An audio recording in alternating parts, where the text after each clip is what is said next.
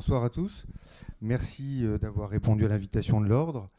Anne-Lise et moi donc, sommes avocats au barreau de Nantes. L'Ordre nous a sollicité pour cette thématique un peu particulière, la location entre particuliers. On va tâcher d'y répondre. C'est un domaine et un sujet assez vaste. Bon, effectivement, c'est une problématique qui est d'actualité avec le développement de l'économie solidaire, collaborative, où de nombreux, notamment sites internet, permettent à des particuliers de se louer des objets, des meubles, des immeubles. Qu'est-ce que le contrat de bail? C'est un contrat par lequel l'une des parties s'oblige à faire jouir à l'autre d'une chose pendant un certain temps et moyennant un certain prix que l'autre s'oblige à payer.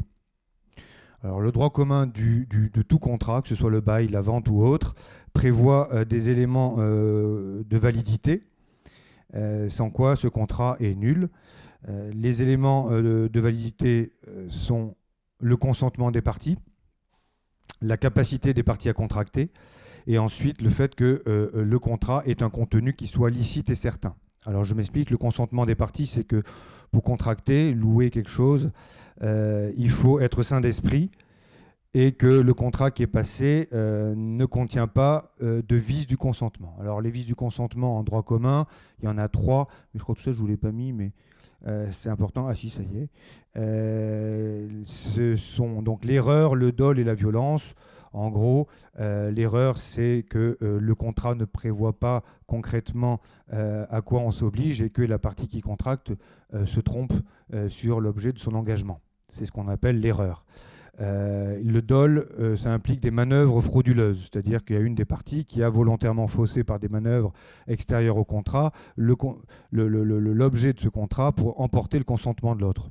C'est ce qu'on peut appeler l'escroquerie en matière de droit civil. Et puis, le troisième, c'est la violence qui peut être morale ou physique pour contraindre l'autre à accepter de contracter.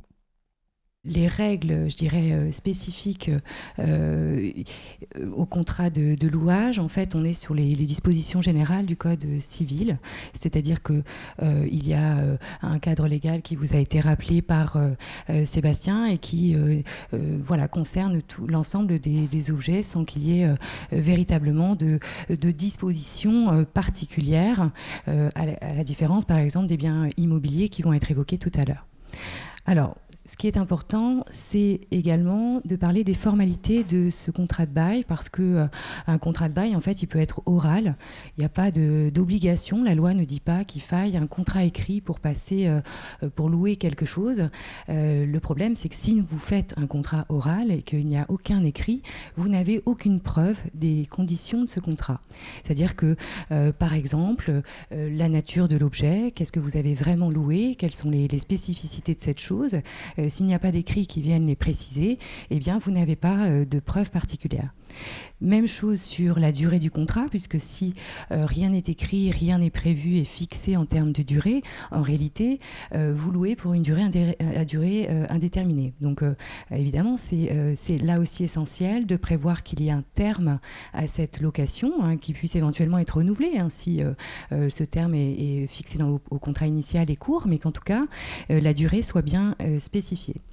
Même chose pour le prix, essentiel, puisque c'est la contrepartie effectivement de la remise du bien, ce prix, la contrepartie du contrat, et il faut aussi que celui-ci soit très clairement indiqué donc, dans ce contrat écrit. Sur la location par Internet, puisque nous on a voulu quand même un peu préciser ce point, parce que c'est quand même évidemment une mise en relation qui est très souvent faite par le biais d'Internet. Il y a des dispositions du Code de la consommation, hein, qui précisent qu'il doit y avoir une information loyale, claire et transparente. Donc on les a visées là dans notre petit PowerPoint.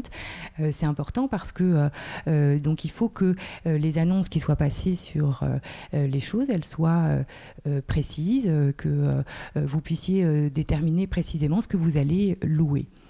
Alors attention, parce que vous avez quand même plusieurs sortes de sites, c'est-à-dire que vous avez des sites qui sont de simples hébergeurs, par exemple, alors je ne sais pas si on peut citer de noms de sites, parce que j'en ai trouvé beaucoup en faisant des recherches, mais des sites qui ne font que la mise en relation. En réalité, le site permet à vous, particulier, de poster une annonce, et vous, particulier à nouveau, vous pouvez aller rechercher ces annonces et voir si une annonce vous correspond à vos centres d'intérêt, et puis décider de contracter, mais vous contractez directement avec la personne que le site propose, qui a posté son annonce, et pas par l'intermédiaire du site internet.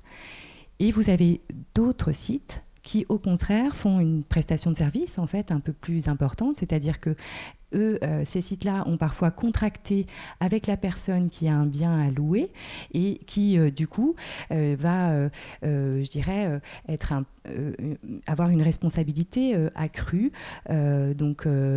Puisque ce site-là, à partir du moment où il fait une prestation de service accrue, il a une obligation d'information à l'égard de la personne qui va louer. Il a aussi une responsabilité dans le cadre de la bonne exécution du contrat. Et donc, s'il y a une difficulté, c'est vrai que vous pouvez aussi vous tourner éventuellement sur ces sites internet. Alors, les moyens de paiement et les garanties. C'est important également, puisque il faut vous assurer, vous qui allez mettre en location, par exemple, quelque chose, eh bien, d'avoir un règlement effectif. Donc ça aussi, c'est un point à vérifier de façon assez importante. La caution, c'est le terme qu'on emploie, on dépose une caution par sécurité, mais le terme juridique, c'est le dépôt de garantie. Alors ça revient un petit peu au même, c'est-à-dire que en fait, il faut se prémunir, par exemple, d'un dégât qui pourrait être causé à l'objet que vous louez. Donc vous pouvez prendre un dépôt de garantie sur l'objet, donc une somme qui est finalement en quelque sorte consignée le temps de la location pour que vous puissiez, en cas de difficulté, avoir cette garantie. Ensuite, il y a des garanties sur le paiement. Bon, pareillement, certains sites proposent également des choses au moyen, par exemple, des empreintes de carte bancaire ou des identifications sur des numéros de carte bancaire, etc. Donc ça, c'est des choses auxquelles il faut évidemment prêter attention pour que la location elle ait un intérêt quand vous êtes, vous, loueur de l'objet. Alors moi, j'enchaîne avec les biens immobiliers. Avec... Dans le PowerPoint, on a précisé encore les grandes généralités, hein, donc je vais les évoquer assez rapidement. Il y a un droit commun qui est applicable en matière immobilière à toutes, parce qu'on peut, alors les immeubles, il y en a beaucoup, hein, c'est pas que des immeubles d'habitation, que ce soit saisonnier ou du locatif classique habitation. Il y a du mixte, il y a du bureau, il y a du hangar, il y a du parking, il y a tout. Et donc, en fonction de la destination de l'immeuble, il y a parfois des régimes d'ordre public qui peuvent s'appliquer, notamment en matière d'habitation. Il y a une loi de 89 qui est une loi très protectrice des locataires et donc qui contient de très nombreuses dispositions, que des dispositions d'ordre public auxquelles on ne peut pas déroger. Donc quand bien même on ne rédigerait pas de bail dans ces circonstances-là, il y aurait ce régime-là qui aurait vocation à s'appliquer. Je vais juste évoquer des généralités, à savoir dans le droit commun du bail immobilier, cette obligation première du bailleur qui consiste à délivrer quelque chose, un immeuble conforme. Alors conforme à quoi? À la destination qui est prévue. Si c'est un parking, il faut que ce soit, on puisse rentrer une voiture. Ensuite, si c'est une habitation, il y aura nécessairement une conformité par rapport aussi à des normes de décence qui ont été imposées pour éviter les marchands de sommeil. Donc un décret de 2002, puis qui a été repris par la loi Allure en 2014 sur les critères de décence. Donc c'est les critères de surface, de répartition de pièces, notamment par rapport aux pièces sanitaires et autres. Bon, donc en gros, il faut que le local, s'il est destiné à l'habitation, respecte ces normes dites de décence. Vous avez également une obligation de conformité tout simplement à ce qui est prévu dans le bail. Ça vaut pour les biens meubles comme les biens immobiliers. Il faut un descriptif le plus précis possible, d'une part pour garder la confiance de votre co-contractant ou ne serait-ce que pour effectivement emporter son consentement sur quelque chose de réaliste. Et donc, j'en reviens à l'introduction sur les vices du consentement et l'erreur possible où la personne pense contracter pour louer quelque chose qui n'est pas ce qui est réellement ce qu'il loue ensuite. Bon. Donc le descriptif, il est important, et donc il y a une obligation de délivrance conforme à ce descriptif en premier lieu, puis ensuite à des normes de décence et à la destination du bien immobilier. Ensuite, il y a une garantie de jouissance paisible. Donc, quand on donne à bail un bien immobilier, il faut garantir au locataire le fait qu'il puisse en jouir conformément à cette destination et ce paisiblement, c'est-à-dire qu'il ne faut pas venir l'embêter pendant qu'il est dedans, il faut le laisser tranquille. Par exemple, c'est un parking pour y stocker parquer un véhicule, pas venir garer le sien ou un autre véhicule à côté du bon. Voilà. Jouissance paisible, enfin garantie des vices cachés, s'il y a un vice caché qui rend l'immeuble non conforme à la destination qui était initialement prévue. En principe, on n'a pas le droit de sous-louer sans être autorisé par le propriétaire, puisque le bien appartient au propriétaire et le fait de... Voilà, ça fausse complètement le rapport contractuel, c'est totalement interdit, sauf autorisation express, et avec cette particularité que le sous-loyer ou le loyer de sous-location ne peut jamais, par principe, être supérieur au loyer principal. Alors, on avait évoqué des formalités aussi à respecter. Je vais reprendre, ce sera à peu près les mêmes que celles dont Annelise vous a parlé précédemment au sujet des biens meubles. Effectivement, sécuriser la relation contractuelle avec un contrat écrit. Hein, si on n'est pas dans les dispositions d'ordre public de la loi de 89 sur les baux d'habitation, il va falloir sécuriser un peu leur relation contractuelle, sur l'identité des parties encore une fois, mais ce sur quoi on s'oblige, les conditions d'entretien, voilà. Aussi sécuriser la relation avec un état des lieux. Ça vaut aussi pour les biens meubles. État des lieux d'entrée, état des lieux de sortie, le plus détaillé possible. Au risque de paraître un peu trop scrupuleux, mais je pense que c'est la sécurité et la confiance dans la relation entre les deux parties. Alors, on avait vu effectivement des choses auxquelles on ne pense pas forcément, mais les connexions Internet. Si on loue un bien immobilier en habitation, il y a souvent une connexion Internet qui est prévue. Il faut savoir sécuriser aussi pour pas que le locataire fasse n'importe quoi avec votre connexion, si c'est par exemple votre habitation principale. Les points de vigilance, donc c'est vraiment revenir sur les points essentiels à vérifier dans le cadre d'une location entre particuliers. Donc la propriété du bien, ça on vous l'a expliqué, l'identité, la solvabilité du co-contractant. Donc s'assurer que le contrat en fait va être exécuté avec la bonne personne et va bien être exécuté. Être assuré, donc ça c'est effectivement des démarches que vous aurez à faire auprès de votre assureur. Donc quand c'est un objet, ça peut être la responsabilité civile, mais voilà, l'assurance habitation, elle peut contenir des clauses particulières également quand c'est un bien immobilier qui est mis en location. Donc assurance pour le véhicule, à prévoir également, voir si tous les conducteurs sont couverts par l'assurance. Tout ça sont des points à vérifier évidemment avec votre compagnie d'assurance. L'annonce, faire bien attention avant de s'engager dans une location ou de mettre en location à l'annonce, puisque c'est le texte de l'annonce qui va quand même ensuite vous engager. Et les photos, photos recommandées, c'est ce qu'on écrit, mais parce que c'est quand même la meilleure preuve souvent de l'état du bien, qu'il soit meuble ou immeuble. La rédaction du contrat et la rédaction de l'état des lieux d'entrée-sortie. Donc sur le contrat, si vous louez par Internet, beaucoup de sites proposent en tout cas des modèles types de contrat, même les sites qui ne font que la mise en relation, parce que du coup j'ai regardé un petit peu tout ça. Donc vous pouvez trouver assez facilement quand même sur Internet un exemple de contrat qui comprennent voilà, la description de la chose, la durée, le montant, enfin les points principaux qu'il faut absolument voir figurer dans votre contrat. Et puis l'état des lieux. Donc l'état des lieux, pareillement, souvent les sites proposent quand même des sortes de modèles. Après, ça peut être un descriptif que vous faites ensemble avec la personne à qui vous louez. Des points de fiscalité, parce qu'il ne faut pas oublier que ces locations, quand vous êtes loueur, eh bien, ces locations procurent un revenu qui peut être engagé ensuite des incidences fiscales et sociales. Donc ça aussi, c'est important d'avoir ça à l'esprit quand vous êtes en amont de cette démarche.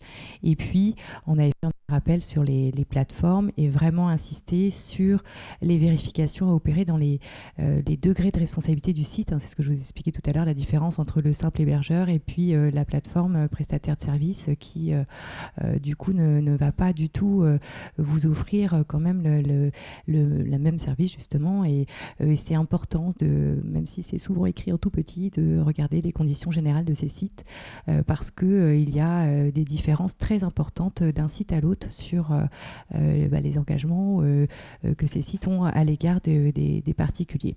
Et comme eux, ils ont par contre cette obligation d'information loyale et claire qu'on a évoquée au début, eux, ils doivent justement, dans les toutes petites lignes, vous préciser précisément ce à quoi ils s'engagent. Et ça, c'est des points essentiels à vérifier.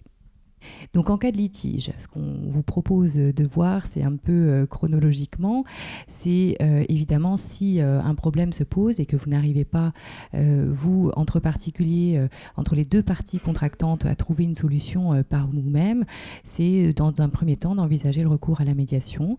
De toute façon, c'est quelque chose qui devient désormais un préalable à toute action judiciaire. Et il faut essayer, alors plusieurs médiateurs peuvent exister. Alors vous en trouvez, voilà, des listes de médiateurs, vous en trouvez assez facilement. Il peut y en avoir dans les communes également. Et ça permet d'avoir un tiers qui vous aide à résoudre éventuellement le litige que vous avez avec votre co-contractant. Ensuite, il faut envisager au moins, avant un éventuel recours judiciaire, une mise en demeure, c'est-à-dire un courrier, au moins une lettre recommandée avec accusé-réception, qui précise votre réclamation, quel est le problème que vous avez rencontré, et qui forme une demande officielle finalement à l'égard de l'autre partie, en expliquant voilà ce que vous entendez réclamer, ce qui a posé difficulté, et quel est par exemple le montant que vous souhaitez voire indemnisé, puisque vous auriez par exemple subi un préjudice. Donc ça, c'est important, cette mise en demeure. C'est aussi un préalable indispensable que vous pouvez faire soit vous-même, soit par l'intermédiaire d'un avocat. On voulait évoquer également le recours judiciaire. Donc là, vous avez en matière civile, les juridictions civiles qui sont compétentes. Alors tout dépendra du montant du litige. Donc tribunal d'instance, tribunal de grande instance, si on est vraiment sur un montant important, mais en général, on est plutôt sur des procédures qui vont dans le tribunal d'instance. Et vous avez également des recours qui sont possibles au pénal quand véritablement le problème, la difficulté qui s'est posée revêt le caractère d'une infraction pénale, donc c'est un délit, donc ça peut être une escroquerie, un abus de confiance, c'est-à-dire par exemple vous louez, vous remettez volontairement le bien et puis finalement la personne ne respecte pas, ne vous le restitue jamais par avec, et puis donc là vous pouvez parfois qualifier ça pénalement, et donc il peut y avoir une plainte qui est déposée donc auprès des services de police ou des services de gendarmerie. Ensuite, il y a un travail d'enquête qui a lieu et qui peut déboucher sur des poursuites éventuelles. Donc c'est le procureur de la République dans ce cas-là qui prend la décision de poursuivre s'il estime qu'il y a assez d'éléments pour poursuivre sur le plan pénal.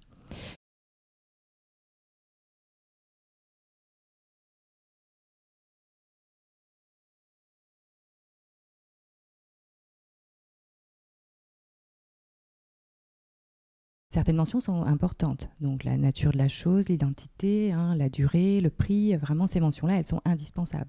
Après, il peut avoir toutes sortes de formes. Il peut même influence électronique sur certains sites, je pense que c'est même possible. Enfin, une autre chose qui me paraît importante et déterminante même, c'est la signature d'authentification des parties.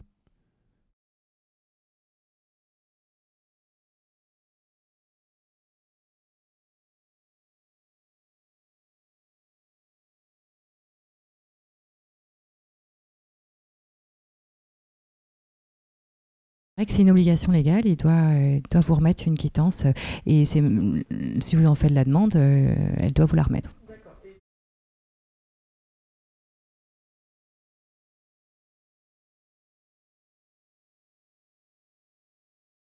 C'est la somme qui est demandée au début du contrat pour garantir les éventuelles dégradations qui seraient constatées à l'issue du contrat. faut tenter naturellement par tout moyen la médiation, les démarches préalables, amiables, pour tenter l'intégralité de la demande.